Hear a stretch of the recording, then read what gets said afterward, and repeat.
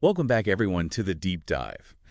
This time, you guys have really outdone yourselves with the sources. We've got this whole stack of reports and articles about Europe's economy, and, well, let's just say the outlook is a little bit mixed. Yeah, you could say that. Yeah. We're talking about productivity gaps. We've got some political turmoil. We're even diving into the world of Italian olive farming this time. Olive oil, anyone. Seriously. But hey, that's what the deep dive is all about, right? We're going to dig into all of it, figure out what challenges Europe is facing, and hopefully get a sense of where things might be headed. Exactly. We're going to try to cut through the jargon, make sense of the numbers, and try to give you a clear picture of what's at stake for Europe. And maybe even learn a thing or two about olive oil along the way. Always up for that. Okay. So right off the bat, one of the things that really jumped out at me from these sources was this idea of Europe's, they called it missing trillions. Yeah, the missing trillions. Yeah. And like, they're saying it's like if France's entire economy just, poof, vanished. Yeah. It's a pretty dramatic way to put it, isn't it? It is. It really grabbed my attention, I'll tell you. But it does make you wonder, like, how big is this gap, really? Well, it's significant. We're talking trillions of dollars, literally trillions, in potential economic output that Europe is missing out on compared to the U.S. Wow. And that gap has all sorts of implications, not just for people's wallets, but for Europe's influence on the global stage, for innovation, you name it. So it's not just a few billion here or there. This is a big deal. It's a big deal. And one of the key factors they point to is this productivity gap that's opened up. Basically, Europe's productivity hasn't been growing as fast as the U.S. for a while now. And that means they're falling behind in some crucial areas. You know, the U.S. and China, they've been forging ahead in things like semiconductors, solar panels, those industries that are driving growth in the 21st century. Yeah. While Europe has, to a certain extent, remained more reliant on some of those more traditional industries. It's funny you should mention that one of the sources we got actually used this really interesting example. They were talking about Italy's olive oil industry. Ah, olive oil. Right, and how the government there is trying to, boost productivity, but it's a really slow process. Uh-huh. And it made me think, is this a clash between tradition and the need to innovate quickly?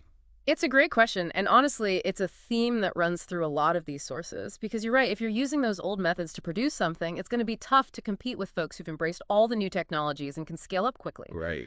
So the question becomes, how can Europe bridge that gap? How can they modernize without losing what makes them unique, those strengths they already have? It's a tough balance. It really is. Okay.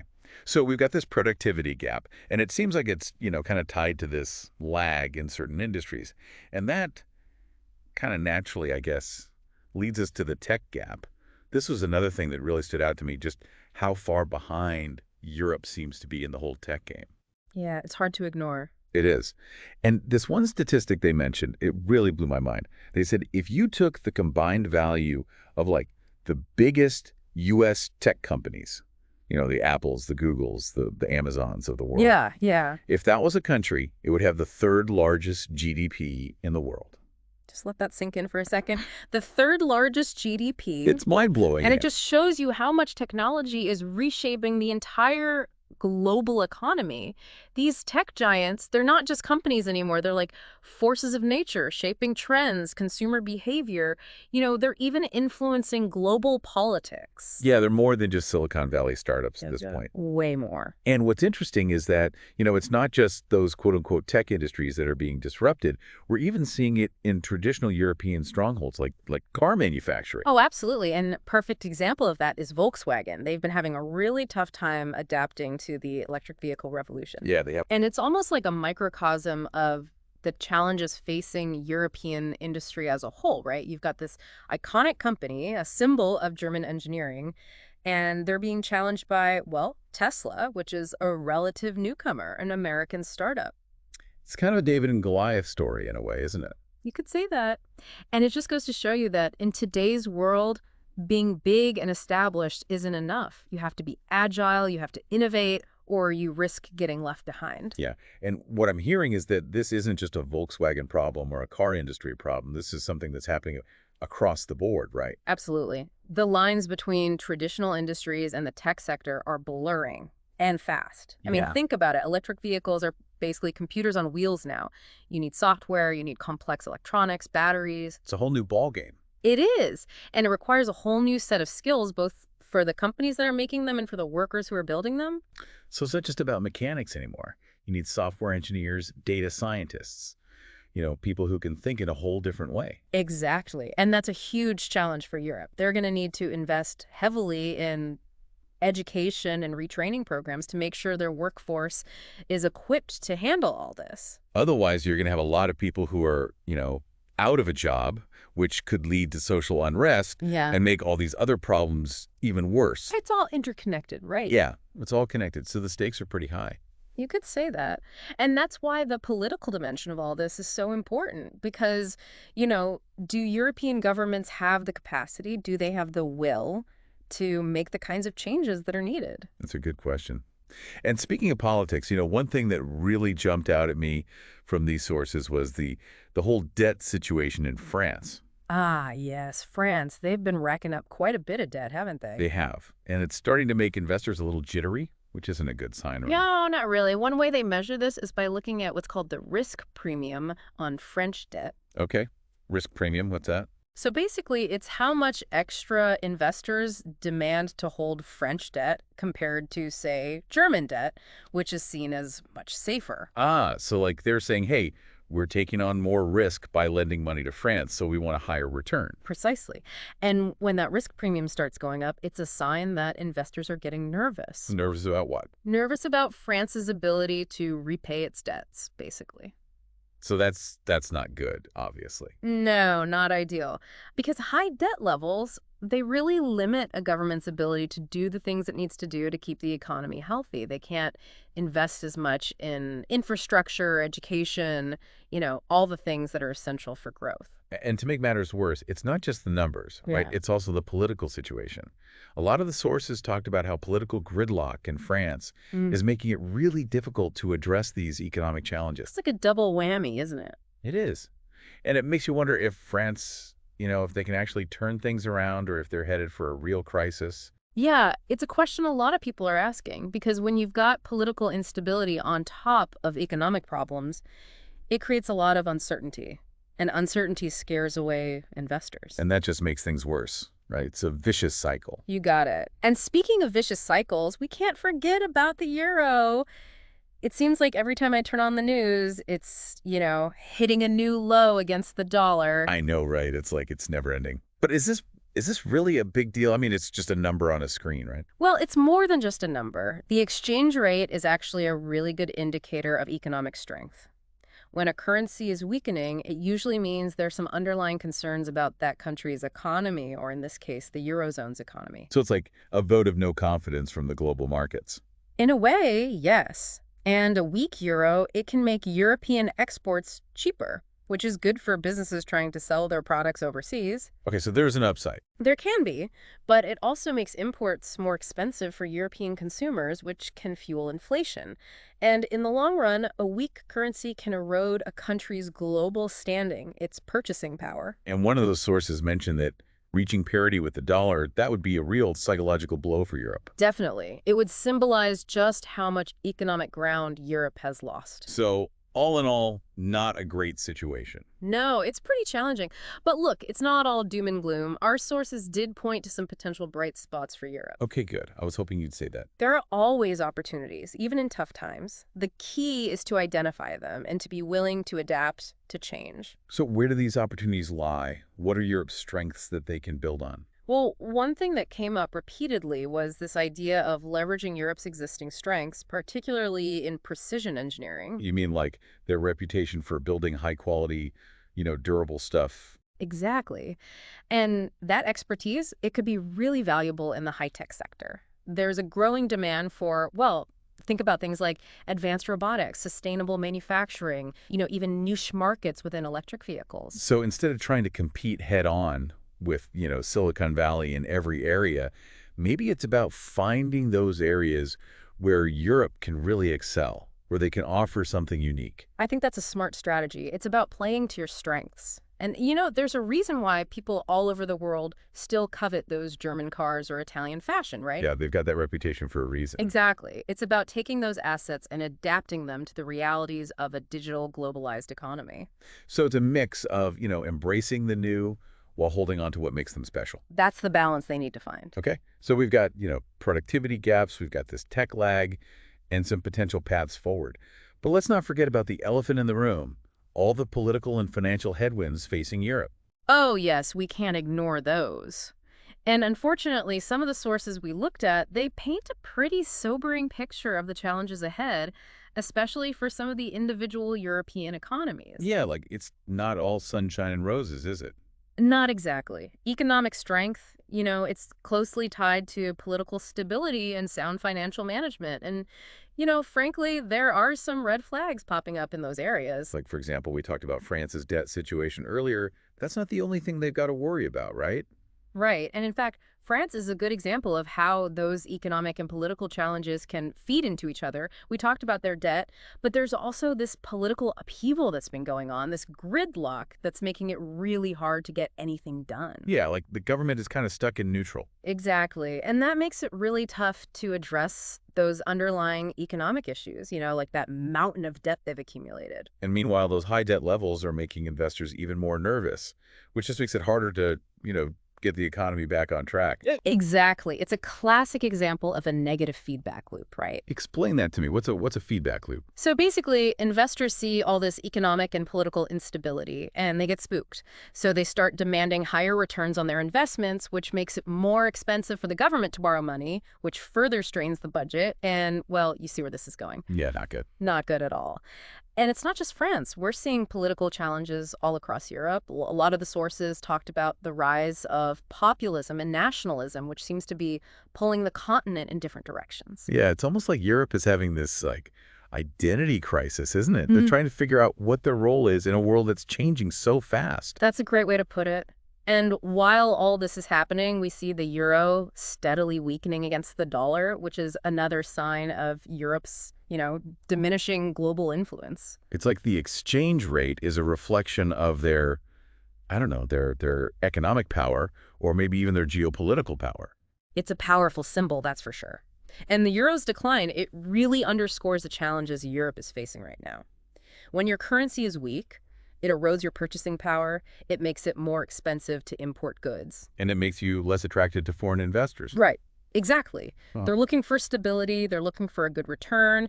And a weakening currency signals that something might be off. So it's like this vicious cycle. Economic weakness leads to a weaker currency, which just feeds back into the problem. It's a complex web of interconnected challenges. So far, we've painted a pretty somber picture, I got to say. But are there any reasons to be optimistic? Is there any light at the end of this tunnel? Well, you know what they say, there's always hope. I hope so. I need some hope. And actually, I think our research does offer some reasons to be, cautiously optimistic. Europe has this remarkable history of resilience, bouncing back from tough times. They've been through a lot, that's for sure. They have. And I think the key is to learn from the past, to make strategic choices that set them up for success in the future. Okay, so what does that look like? Where should Europe focus its energy if it wants to get back on track? Well, one area that kept coming up in our sources was strategic investment. Investment, like putting money into things. Exactly. Europe needs to double down on research and development, especially in those key emerging technologies we talked about earlier, like AI, biotech, renewable energy. So it's about, fostering innovation at home, creating the industries of tomorrow. Right, exactly. Europe needs to be at the forefront of those revolutions, not lagging behind. And it's not just about government funding, it's about creating an environment that attracts private investment, that makes it, a good place for entrepreneurs to take risks and build something new. We talked earlier about how Europe doesn't have as much venture capital as the U.S. Is there anything they can do to, bridge that gap, build a more vibrant startup ecosystem? Sure, a few things come to mind. Streamlining regulations would be a big one. Make it easier to start a business, basically. Exactly. And tax incentives for startups, especially in those key tech sectors, can be really effective at attracting investment. But, I think beyond the practical stuff, it's also about fostering a culture that celebrates innovation, that sees risk as a good thing, and that views failure, not as a stigma, but as a learning opportunity. So it's about, changing the mindset, sending a message that Europe is open for business, that it's a place where new ideas can flourish. That's the goal. And it ties into another key area, education and skills development. Europe needs to equip its workforce with the skills they need to thrive in the digital age. We can't just be training people for jobs that won't exist in 10 years, right? Exactly. We need to prepare for the jobs of the future. So that means investing in STEM education, digital literacy, programs that help people adapt to this rapidly changing world. It's about, lifelong learning, isn't it? Always upgrading your skills. Exactly. And it's not just about technical skills either. It's about those soft skills we talked about earlier, creativity, critical thinking, problem solving. Yeah, those are important too. Those are the skills that will set individuals and nations apart in the 21st century. Those are the foundation for innovation, adaptability, success in a world that's constantly evolving. Okay, so we've got investment in innovation. We've got a focus on education and skills development. What else is on the roadmap for Europe's economic renewal? What other opportunities should we be, looking at? Well, one area we haven't touched on yet is sustainability. Europe has a real opportunity to be a leader in the transition to a green economy. And it's an area where those traditional strengths, in precision engineering could really come in handy. Oh, that's interesting. I hadn't thought about it that way. But yeah, it makes sense. Europe has that, reputation for craftsmanship, quality over quantity. Maybe those skills can be applied to, building those sustainable technologies of the future. Exactly. Think about renewable energy, sustainable transportation, circular economy models. They could leverage their expertise in manufacturing, engineering, design, and create innovative solutions that are good for the planet and good for business. It's about turning those challenges into opportunities, right? Yeah. Finding those new avenues for growth. Exactly. And creating a future that's both prosperous and sustainable. That's the dream. It is. And, this is where that idea of European unity becomes so important. Addressing climate change, fostering innovation, competing in the global economy. These are all challenges that require collective action. No single country can solve them alone. It's about recognizing that they're stronger together. The diversity in those shared values, they're assets, not liabilities. Exactly. It's about finding common ground, building consensus, working together towards goals that benefit everyone. Because, a rising tide lifts all boats. So, as we wrap up this part of our deep dive into Europe's economic future, it seems like we've identified some pretty, promising paths forward, some things they could do to turn things around. But there's still that nagging question in the back of my mind, can they actually do it? Can they overcome those divisions, those political roadblocks, and put these solutions into action? That's the big question, isn't it? That's what it all comes down to. Can they find that unity, that political will to make those tough choices? I guess we'll have to save that conversation for our next segment, though. Yeah, we're going to have to unpack that one a little bit more. Stay tuned for part 2 of our deep dive, where we'll explore whether Europe can actually rise to the occasion and, build that brighter future they're aiming for. We'll see you then. Yeah. It's interesting how all these big economic trends we've been talking about, they actually play out in the lives of real people. Yeah, that's true. Yeah. It's easy to get lost in the abstract talk of productivity and currencies and all that. Right.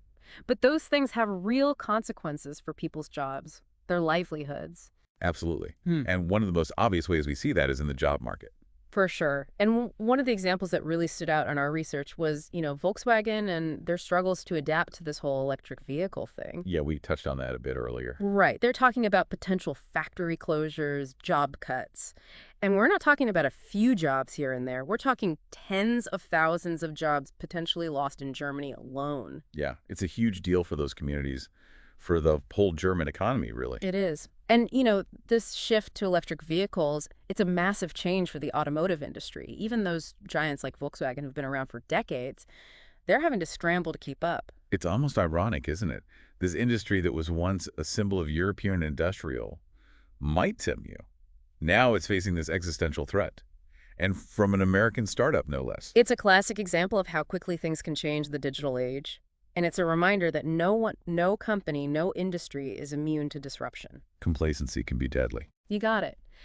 And what's really fascinating about this whole Volkswagen situation is that it's not just about cars. It's a microcosm of this broader transition to a digital economy that's happening all around us.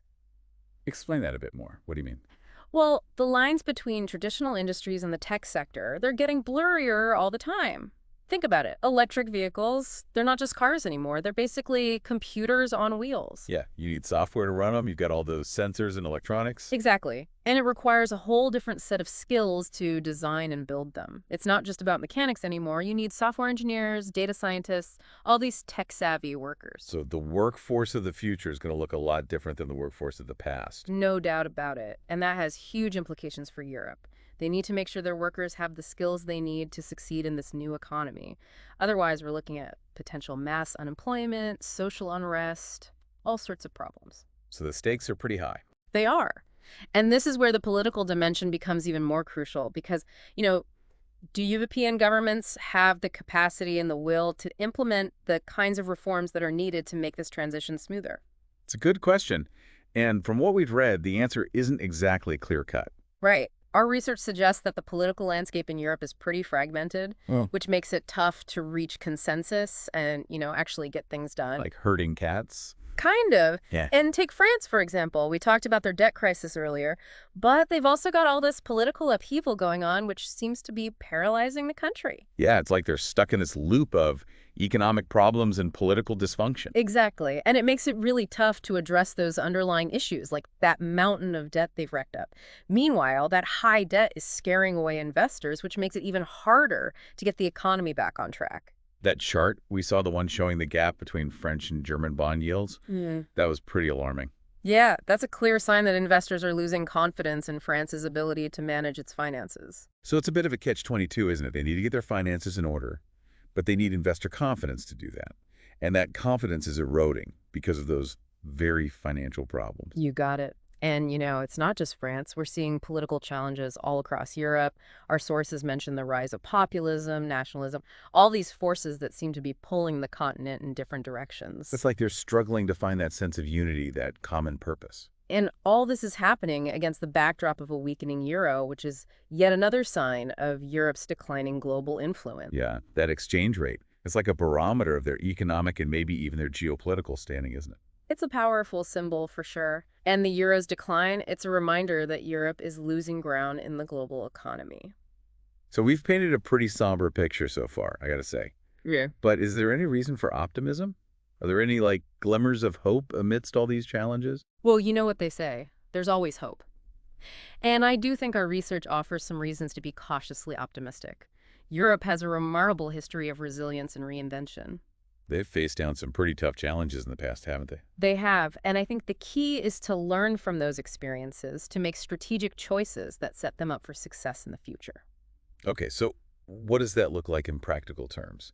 Where should Europe focus its energy if it wants to regain its economic footing? One area that came up repeatedly in our research is the need for strategic investment.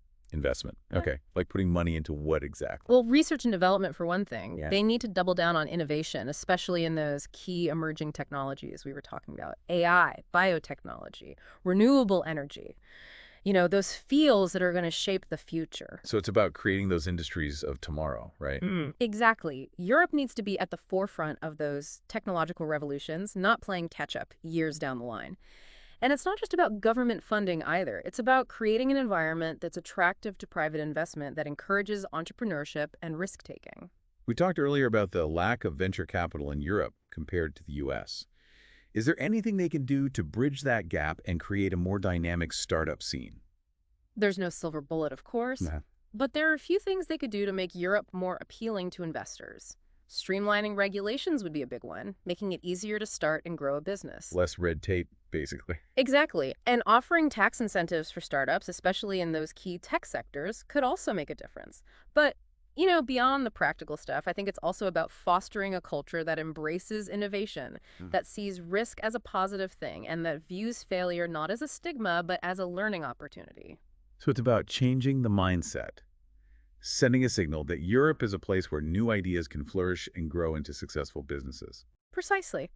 And that ties into another crucial area, education and skills development. Europe needs to equip its workforce with the skills they'll need to thrive in the digital age. You can't just cling to the industries of the past. It's got to prepare for the jobs of the future. Exactly. And that means investing in STEM education, digital literacy programs, lifelong learning initiatives, giving people the tools they need to adapt to a rapidly changing world. So it's about empowering individuals to be more agile, more adaptable. Absolutely. And it's not just about technical skills either. We also need to cultivate creativity, critical thinking, problem-solving abilities. Hmm. Those are the skills that will allow people to thrive in any field, no matter what the future throws at them. Those are the skills that machines can't replicate. Exactly. Those are the uniquely human skills that will always be in demand. Okay, so we've got investment in innovation, a focus on education and skills. What else is on the agenda for Europe's economic revival? What other opportunities should they be exploring? Well, one area we haven't really touched on yet is sustainability. Europe has a real chance to be a global leader in the transition to a green economy. And it's an area where those traditional strengths, in precision engineering and craftsmanship could really shine. That's an interesting angle. I hadn't thought about it that way, but it makes sense. Yeah. Europe has that reputation for quality over quantity. hmm Maybe those skills can be applied to building the sustainable technologies of the future. Exactly. Think about renewable energy, sustainable transportation, circular economy models. Those are all areas where Europe could really excel. They have the expertise in manufacturing engineering design to create innovative solutions that are both economically viable and environmentally responsible. It's about turning challenges into opportunities, isn't it? Yeah. Finding new ways to grow and create a better future. That's what it's all about. And this is where that idea of European unity becomes so crucial. Addressing climate change, driving innovation, competing in the global economy. These are not challenges that any single nation can solve on its own. It requires collective action cooperation, a shared sense of purpose. Exactly. It's about recognizing that Europe is stronger together, that its diversity and its shared values are assets, not liabilities. So it's about finding that common ground, building consensus, working together to achieve those ambitious goals. And ultimately, it's about creating a better future for all Europeans, because a rising tide lifts all boats, right? So as we wrap up this part of our deep dive, it seems like we've identified some potential paths forward for Europe. But the big question remains, can they actually pull it off? Yeah. Can they overcome those internal divisions and summon the political will to implement these solutions? That's the million-dollar question, isn't it? And I guess that's something we'll have to explore in our final segment. Welcome back to the deep dive. We've spent this episode kind of taking a deep dive into Europe's economy. And, well, it's been a bit of a roller coaster ride, hasn't it? It has. We've seen some pretty daunting challenges, some, potential risks, but also some glimmers of hope, some things that could actually, put Europe back on a path to prosperity. Yeah, that's what we were talking about, those, potential paths forward. But now I'm curious, what are some concrete steps Europe could take? What should they be focusing on? Well, one thing that really stood out in all the research we did was this idea of strategic investment. Investment. Okay, so what should they be investing in? Well, research and development, for one thing. Europe needs to be at the cutting edge of those emerging technologies, those fields that are going to shape the future. Artificial intelligence, biotechnology, renewable energy. So basically, they need to create the industries of tomorrow. Yeah. Right? Exactly. They can't just be playing catch-up. They need to be the ones leading the way. And it's not just about government funding either. It's about creating an environment that attracts private investment, that makes Europe a hub for innovation and entrepreneurship. We talked earlier about how Europe doesn't have as much venture capital as, say, the U.S. Is there anything they can do to change that, to build a more, vibrant startup ecosystem? Well, there are a few things they could try. Streamlining regulations, making it easier to start and grow a business. That would be a good start. Less red tape, basically. Exactly. And tax incentives for startups, especially in those key tech sectors, could make a difference. But, beyond the practicalities, I think it's also about fostering a culture that embraces innovation, that sees risk as something positive, not something to be afraid of. So it's about sending that message that Europe is open for business, that it's a place where, people can come and try new things and build something great. That's the goal. And that ties into another really important area of education and skills development. We're living in a digital age, and Europe needs to make sure its workforce is equipped for that. Yeah, we can't be training people for jobs that are going to disappear in 5 years. Exactly. We need to be preparing them for the jobs of the future. So that means investing in STEM education, digital literacy, giving people the tools to adapt and learn new skills throughout their lives. So it's about lifelong learning, right? It is. And it's not just about technical skills either. We also need to be cultivating those soft skills, those uniquely human skills that are becoming more and more valuable in the 21st century. Like what? Give you some examples. Creativity, critical thinking, problem solving. Those are the skills that machines can't replicate. Those are the things that will make people stand out in the workplace no matter what field they're in. Those are the skills that make us human. Exactly. And those are the skills that will help Europe thrive in the future. Okay. So we've got investment in innovation. We've got a focus on education and skills development. Anything else on the to-do list for Europe? Well, there's one more area we haven't really touched on yet, sustainability. Europe has a real opportunity to be a global leader in the transition to a green economy. And it's an area where they could actually leverage those traditional strengths, that reputation for quality and craftsmanship. Oh, it's an interesting point. I hadn't thought about it that way, but it makes sense. Instead of trying to compete on price, maybe they can compete on quality and sustainability. Exactly. They could focus on things like renewable energy, sustainable transportation, circular economy models. They have the expertise to create products and solutions that are good for the planet and good for business. It's about creating a future that's both prosperous and sustainable, right? That's the goal. And, this is where that idea of European unity becomes so crucial, because these big challenges, climate change, innovation, competing in the global economy, these are not things that any single country can solve on its own. It takes a village. It does. It takes collaboration. It takes a shared sense of purpose, and it takes a recognition that Europe is stronger together than it is apart. So it all comes down to that, doesn't it? Finding that common ground, the unity of purpose. I think it does. And if Europe can do that, if it can find a way to work together to leverage its strengths to address those challenges head on, well, I think the future could be very bright. Well, that's a hopeful note to end on, I got to say. We've covered a lot of ground in this deep dive into Europe's economy. We've seen the challenges, the risks, but also the opportunities that lie ahead. It's a complex picture, but it's a fascinating one. And ultimately, I think what it all boils down to is choices. The choices that European leaders make in the coming years, those are going to determine the fate of the continent. And those choices are going to have ripple effects all over the world. It's something for all of us to think about. What kind of future do we want to see? And what role can we play in shaping that future, no matter where we live? It's a question worth pondering. And on that note, I think it's time for us to wrap up this deep dive. Thanks for joining us, everyone. We hope you found this episode informative and thought-provoking. And as always, we encourage you to keep exploring, keep learning, and keep those questions coming. Until next time.